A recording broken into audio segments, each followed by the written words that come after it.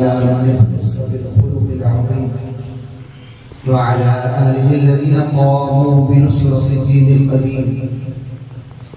أما بعد، أعوذ بالله من الشيطان الرجيم ببركة بسم الله الرحمن الرحيم. فمن زحزح عن النار وأدخل الجنة فقد فاز وما الحياة الدنيا إلا متاع الغرور. آمنت بالله ورسوله صدق الله مولانا العظيم وصدق رسوله النبي الأمين المتين الكريم الرؤوف الرحيم، ونحن على ذلك لمن الشاهدين والشاكرين والحمد لله رب العالمين والمطمئنين. یہ دنیا، یہ زندگی، یہ لذتوں کا سرور، یہ دنیا، یہ زندگی، یہ لذتوں کا سرور. وَمَا الْحَيَاةُ الدُّنْيَا إِلَّا مَتَاعُ الْغُرُورِ. اور ختم ہوا دنیا کو پانے کا جنون، ختم ہوا دنیا کو پانے کا جنون. اِنَّا لِلَّهِ وَإِنَّا إِلَيْهِ رَاجِعُونَ. با ادب، با نصیب، بے ادب، بے نصیب. درود پاک قابل کر لیں. اللہم صلی علی سیدنا و مولانا محمد وعلی آل محمد وبارک وسلم.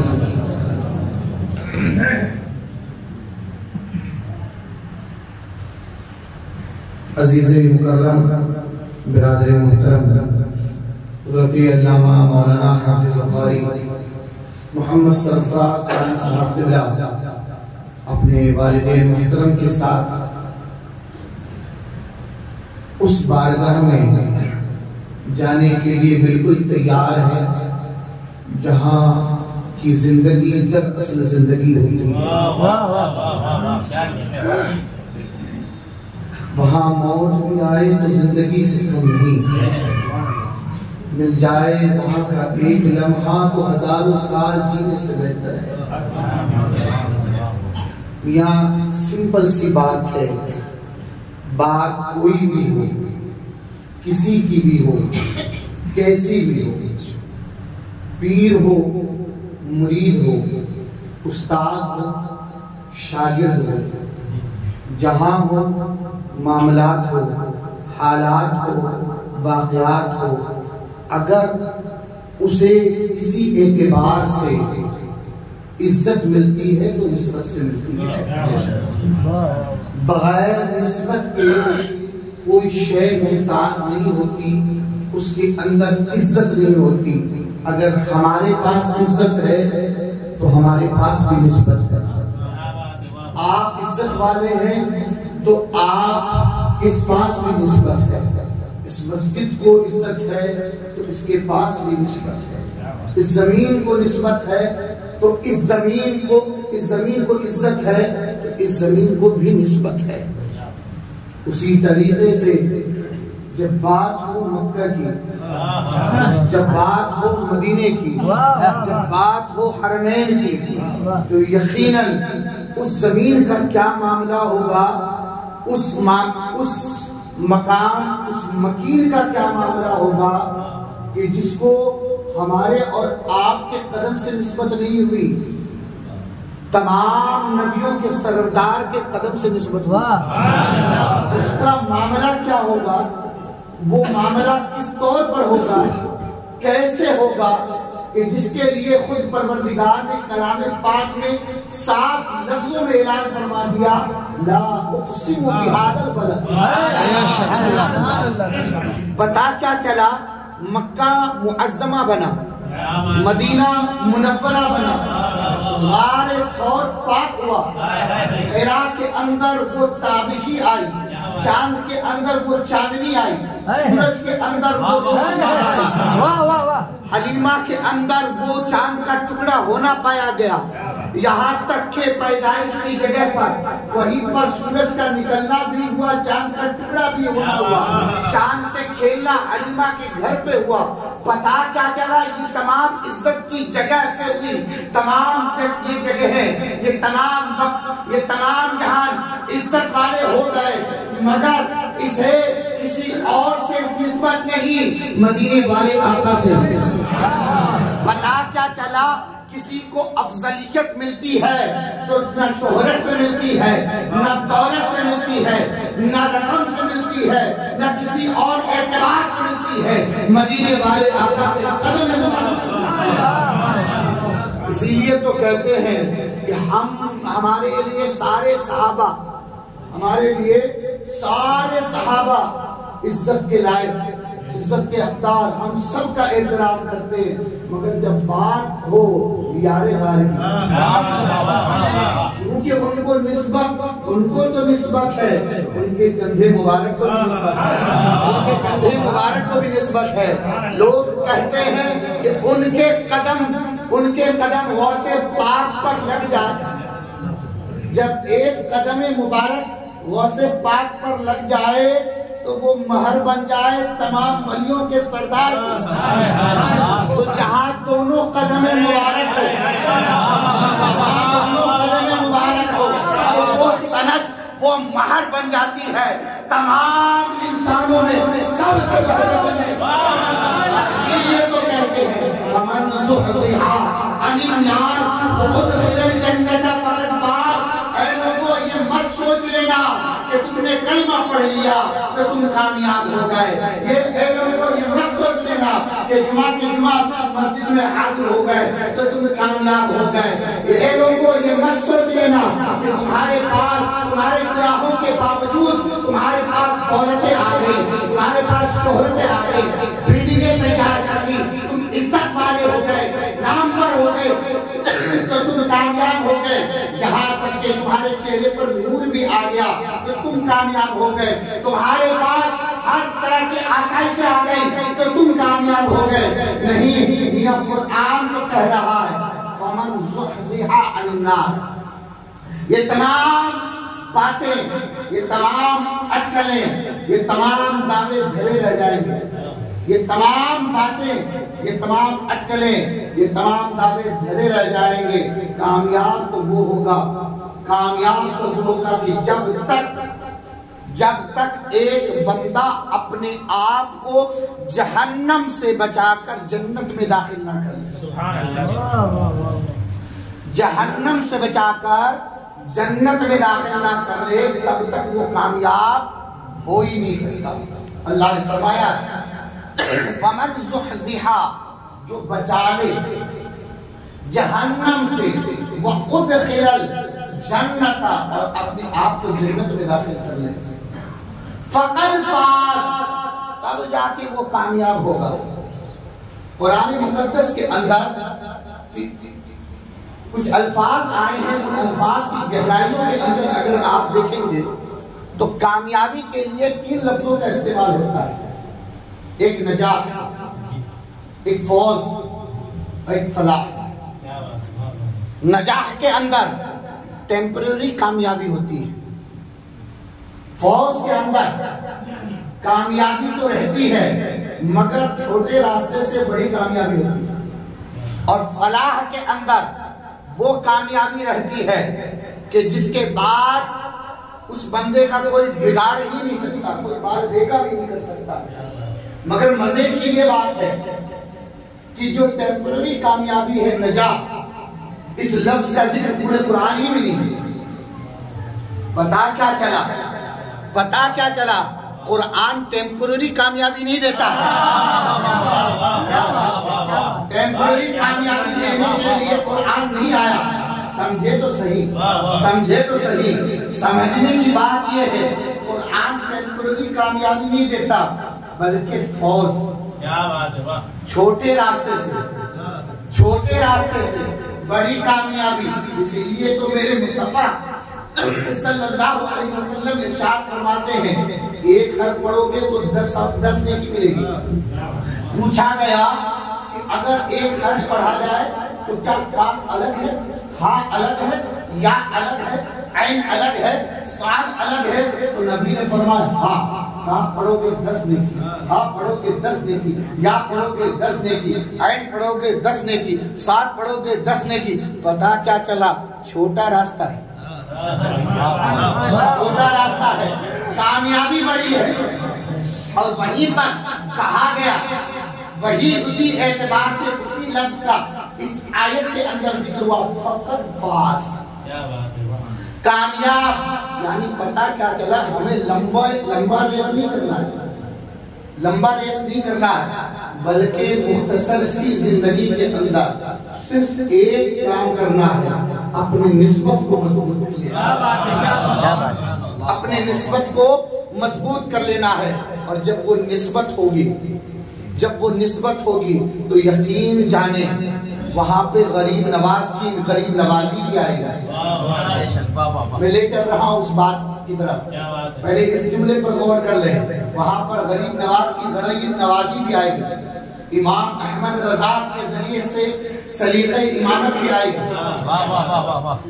وہاں سے نعتیہ شاعری کا انداز بھی آئے گا، مفتی اعظم ہند کا جذب محبت بھی نظر آئے گا، مگر کیسے آئے گا، کس طور پر آئے گا؟ آپ دیکھیں تو صحیح، مرد قلندر ہے، اس نے مکمل طور پر کیا چیز کی کمی اس کے پاس تھی؟ سب کچھ تھا، مگر ایک فقیر کا دیا ہوا وہ ٹکڑا، وہ سوکھی روٹی کا ٹکڑا جس کو پہلے اس فقیر نے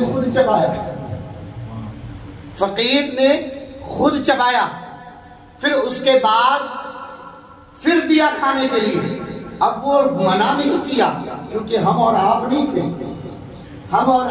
تھے، ہمارے لیے گرم روٹی چاہیے، ہمارے لیے سوکھی روٹی نہیں چلتی ہے، ہمیں گرم چاہیے، توے سے اترتے ہوئے جانا چاہیے، مگر وہ اللہ والے تھے، وہ تو کئی دن تک بھوکے بھی رہ جاتے صرف رب کو راضی کرنے کے لیے، کیونکہ ان کا ایمان تھا، محبت کریں گے تو اللہ کے لیے کریں گے، بغض بھی کریں گے تو اللہ کے لیے کریں گے، الحمدللہ والبغض للہ کے مصداق ان کی زندگی رہا کرتی تھی۔ وہ ٹکڑا کھایا، بے چینی بڑھی، بے چینی کس بات کی طرف ہو رہی تھی؟ بے چینی وہی ہو رہی تھی جو جس طرح کی بے چینی کا ایک حصہ اس وقت مولانا سرفراز کے اور ان کے والد کے دل کے اندر مچل رہی، مگر انہیں اجازت مل نہیں رہی، بے چینی ہوئی، اب جا کے گئے اور مدرسے کے اندر تعلیم حاصل کیا، ظاہری علوم 15 سال تک۔ آج تو ہمارے گھر والے بولتے ہیں تھوڑا اور شارٹ کی دنیا کے اندر دین کو ہم نے اتنا شارٹ بنا دیا ہے کہ ہم دین کو پہچاننے سے بھی فاصل ہیں، مگر وہ 15 سال تک تعلیم حاصل کیا، مگر طرف ابھی ویسے ہی ہے، ابھی بارگاہ عثمان حاروی میں نہیں آئے، 15 سال پہلے حاصل کیا، پھر اس کے بعد بارگاہ عثمان حاروی میں آئے، اور جب وہاں پر تشریف لائے، اب وہاں پر پیر و مرشد کا بھی معاملہ، کہا کہ ظاہر ہند کو ایک طرف رکھو، یہاں پر تمہیں ظاہراً سنوارا نہیں جائے گا، باطناً سنوارا جائے گا۔ خانقاہ میں رکھا، ایک دن نہیں، 2 دن نہیں، کئی سال گزر گئے، یہاں تو ایک آدھا گھنٹہ سے 1 گھنٹہ ہو جائے لمبا رکھتے ہیں۔ حضرت صاحب آج لمبی رکعت کر دیے، لمبی قرات کر دیے، لمبا سجدہ کر دیے، مگر وہ کیسا مرید تھا، ایسے ہی غریب نواز کو غریب نواز نہیں کہا جاتا، اب تک جب تک لقمہ نہ کھایا تھا، معین الدین صرف معین الدین تھے، لقمہ کھا لیا، اب وہ معین الدین غریب نواز بننے جا رہے ہیں، معین الدین غریب نواز بننے جا رہے ہیں۔ اب عثمان حاروی نے مکمل طور پر تعلیم سے سوار دیا، باطنی تعلیم سے جب سوارا، پھر کہا اب مدینے جاؤ، یعنی اتنا واسطہ اور اتنا وقت کیوں لگایا؟ اس لیے کہ صوفیہ خود فرماتے ہیں با ادب، با نصیب، بے ادب، بے نصیب، پہلے ادب والا بنا دیا، ان کے حصے میں پورا ہندوستان دے دیا، ادب والا بنا دیا، اب معین الدین سے غریب نواز بنا دیا. اسی لیے تو جب اس تمام چیزوں کو حاصل کر کے اس بارگاہ میں آئے تو اس بارگاہ سے اشارہ ہوا, اے معین الدین ہندوستان کی طرف جاؤ. پتا کیا چلا, اس بارگاہ میں جانے کے لیے پہلے ادب سیکھنا پڑتا ہے. اس بارگاہ میں جانے کے لیے پہلے ادب سیکھنا پڑتا ہے, تب جا کے کچھ ملتا ہے.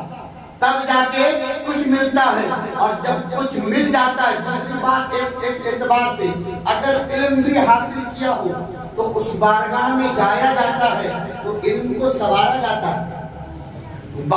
غریب نواز علیہ رحمت و رضوان وہاں پر جب گئے, ہندوستان دیا گیا, غریب نوازی دی گئی, مگر ساتھ میں ان کے علم کو سنوارا نہیں گیا. مگر یہاں پر علم حاصل کر کے گئے, مگر اسی زمین کے اوپر اسی آسمان کے نیچے ایک ایسا بھی بندہ ہے جو 3 دن سے آنکھ نہیں کھول رہا. پیدا ہوا خانہ کعبہ میں مگر آنکھ نہیں کھول رہا. جب آنکھ نہیں کھولا, مصطفیٰ نے اپنے دستے مبارک میں رکھا, آنکھ کھل گئی. پہلے ہی آنکھ کھلی, جیسے ہی دیکھا نظر ٹکرائی چہرے بدوحا پر. اب بتاؤ اس ننھے بچے جو حضرت علی کی شکل میں تھے, انہیں کیسے پتا کہ یہ نبی ہے؟ پتا کیا چلا, ایسے ہی میرے مصطفیٰ نے نہیں فرما دیا, انا مدینۃ العلم بابھا, یعنی علی کو علم دیا گیا ہے تبھی تو پہچانا. جب علی کے علم کا یہ معاملہ تو نبی کے علم کا کیا معاملہ؟ علی کے علم کا یہ مرتبہ ہے تو نبی کے علم کا کیا مرتبہ ہوگا. اسی لیے اب یہاں پر یہ بھی سمجھ میں آ گیا کہ سارے صحابی کے نام کے آگے رضی اللہ تعالیٰ عنہ لگتا ہے, مگر جب بات آتی ہے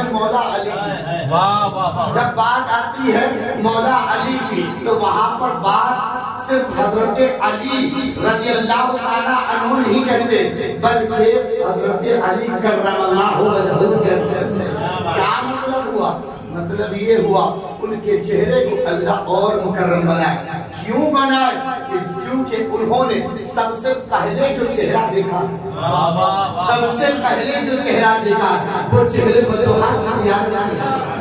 اب پتا کیا چلا, علی کو بھی معلوم تھا آنکھ اس وقت تک نہیں کھولنی جب تک کہ چہرے بدوحا نہ آ جائے. چہرے بدوحا جب تک نہ آ جائے تب تک آنکھ نہ کھولنی. آنکھ کھلی اسی وقت جب چہرے بدوحا آ گیا. یہ ادب کی تعلیم حضرت علی دے رہے. اب یہاں سے ایک بات یہ بھی سمجھیں, تعلیم ہے, بہت تو نہیں ہو رہے, تعلیم ہے. اس تعلیم کے اندر ایک اور نقطہ کر لیں, کیونکہ ہم فیضان صحابہ گروپ کے بینر تلے. اب وہاں پر ہم ہر ایک سال جہاں پر حضرت ابو بکر صدیق کا فیضان بتایا جائے گا, وہاں حضرت مولا علی کی مشکل خوشائی تعلیم ہے. تعلیم کے تے کو ہٹائیں اور میم کو ہٹائیں, بچا کیا؟ علی. بچا کیا؟ علی. اور تے کو میم میں ملا دیا جائے تو بن جائے گا تم. پتا کیا چل رہا ہے؟ تعلیم کے اندر ہی یہ پیغام دیا گیا کہ جس کے دل میں علی نہ ہوں گے وہاں تعلیم مکمل نہیں ہوگی. جس کے دل کے اندر علی ہوں گے وہاں تعلیم بھی مکمل ہوتی بھی چلی جائے گی. پیغام ملا کہ تعلیم وہیں پر مکمل ہوگی جو علی کے دروازے سے گزرتا ہوا نظر آئے. آپ یہ بھی سمجھ لیں, میرے مصطفیٰ نے فرمایا انا مدینۃ العلم وعلی بابھا. یہ فرمایا کہ میں علم کا شہر ہوں, یہ نہیں فرمایا میں علم کا محلہ ہوں. میں علم کا قریہ ہوں. قریہ سے مراد گاؤں ہے بھیا، کچھ اور مت مراد. قریہ گاؤں دیہات یہ مراد نہیں لیا، بلکہ کیا فرمایا؟ انا مدینۃ العلم، میں علم کا شہر ہوں. وجہ کیا؟ وجہ یہ ہے کہ دیہات ہو، قریہ ہو، محلہ ہو، بستی ہو، وہاں پر ہر چیز ہر وقت میں اویلیبل نہیں رہتی، ملتی نہیں ہے. اگر ملتی ہے تو ہمیشہ اس تعداد میں نہیں ملتی، کبھی ملتی ہے کبھی نہیں ملتی. مگر شہر وہ رہتا ہے کہ جہاں ہر وقت ہر چیز ملتی ہے، ہر وقت ہر چیز. پتا کیا چلا؟ اب یہاں پر یہ بھی دیکھے، یہیں پر یہ بھی دیکھے، مصطفیٰ نے فرمایا انا مدینۃ العلم، میں علم کا شہر ہوں. یہ نہیں کہ فجر کی نماز میں جب تم پکارو گے دور و نزدیک کے سننے والے ہوتا کانے لالے کرامت پہ لاکھوں سلام، ایسا نہیں کہ میں اسی وقت سنوں گا، میں اسی وقت سنوں گا. ظہر جمعہ جس دن جمعہ ہو اس دن سلام پڑھو گے اسی وقت سنوں گا. نہیں، میں علم کا شہر ہوں، میں علم کا شہر ہوں. جب جب پکارو گے، جیسے جیسے پکارو گے، جس جگہ سے پکارو گے، میں سنوں گا اور میں سنوں گا اور تمہاری فریاد کو رب تک پہنچاؤں گا. پتا کیا چل رہا ہے؟ اللہ کا کرم ہے، ہم کسی اور کے امت نہیں، جس کے ساتھ بھی اگر ہماری نسبت ہو جاتی وہ بہتر ہوتی. مگر اللہ کا شکر ہے کہ اللہ نے ہمیں اس امت محمدیہ کے اندر پیدا فرمایا جس کے حوالے سے خود رب فرما رہا ہے خود تم خیر امہ، تم بہتر امت ہو. اب چاہے کوئی تعریف کرے یا نہ کرے، نبی ہمارے تعریف کرے یا نہ کرے، محلے والے ہماری تعریف کرے یا نہ کرے، شہر والے ہماری تعریف کرے یا نہ کرے، ہماری تعریف اللہ نے پہلے ہی کر دی. اللہ نے پہلے کر دی. تم بہتر ہو تو یاد رکھنا تمہارے برا کرنے سے ہم برے نہیں ہو جائیں گے، تمہارے برا کہنے سے ہم برے نہیں ہو جائیں گے. اللہ نے ہم سب کو بہتر اور جب بہتر بنایا ہے تو اب بہتر کو اور بہتر کرنے کے لیے علم ہے، مگر اس علم کو اور سنوارنے کے لیے، اس کے اندر اور خوشبو مہکانے کے لیے اس دربار میں جانا ہے. چنانچہ اللہ رب العزت کا کرم ہوا مولانا سرفراز صاحب، اے بندے تم نے تعلیم بھی حاصل کر لی، تم نے علم بھی پھیلا دیا، اب ذرا اس علم کی خوشبو کو اور معطر کر لو. آ میری بارگاہ میں، آ میرے قدم پر اور تجھے مہکا دیا جائے. دوسرا یہ بھی ہے، جب مدینہ یا مکہ جاتے ہیں تو میری خود کی کیفیت 2 مرتبہ الحمدللہ حاضری بھی، وہاں جب حاضری ہوتی ہے نا تو دنیا کیا ہے سمجھ نہیں آتی. کیا دنیا، کون سی دنیا ہے، کیسی دنیا ہے. بس من کرتا ہے میں رہوں، میری آنکھیں رہے سامنے گنبد خضرا، بس اس کے علاوہ کچھ نہ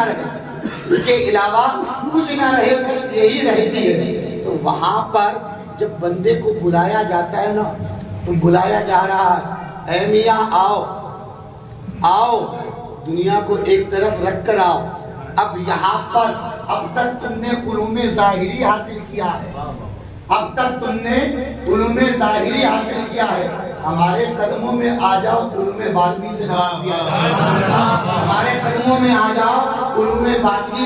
دیا جائے. میں سمجھتا ہوں میرا وقت ہو چکا ہے، اس لیے پیچھے سے اشارہ مشاورے کے لیے ہونا شروع ہو گیا. اللہ کرے کہ میری بات آپ لوگوں کو سمجھ میں آ جائے، اور میں سمجھتا ہوں کہ جب میری بات آپ کی ایک بھی بات اگر آپ کو سمجھ میں آ گئی تو انشاءاللہ